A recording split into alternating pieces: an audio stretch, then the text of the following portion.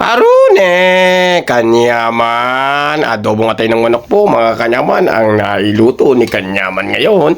Ayan, tara samahan niyo po ako magluto. Naggayat po ako ng bawang sibuyas dyan mga kanyaman ha. At saka habang ginagayat ko po yung bawang sibuyas, pinakulo ko na po yung atay mga kanyaman ha.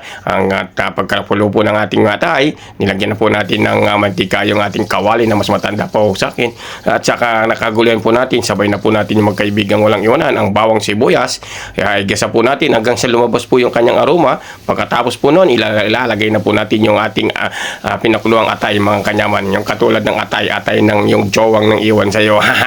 Tatakpan po muna natin yan. Tingnan nyo naman po yung pantakip ko. Parang pang-spacey po mga kanyaman ha. Pagkatapos yan, imekos-mekos na po natin ha. Palabasin po natin yung kanyang aroma at pirito ng konti mga kanyaman ha. And then titimpla na po natin ng toyo mga kanyaman. Huwag po muna natin anuin yung toyo ha. Tatansyahin lang po natin ha.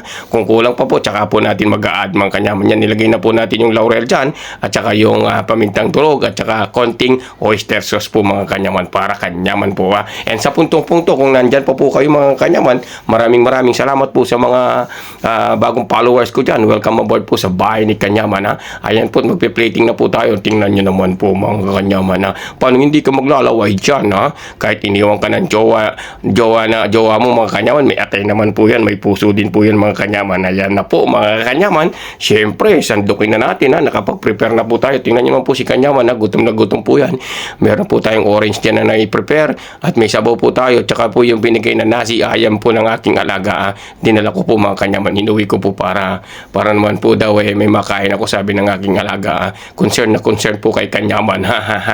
Dahil niya po gagaling po ako sa trangkaso mga kanyaman para makabawi daw ang lakas si Kanyaman ha. Siyempre, unang subo para sa iyo Marites. Yun. Ang sarap pong isaw-saw dun sa blended na chili po mga kanyaman. Kanyaman po. Nice combination po ha mga kanyaman. Huwag naman po kayo maglaway dyan mga kanyaman ha. Madali lang pong lutuin yan mga kanyaman at kaya nyo pong lutuin yan ha.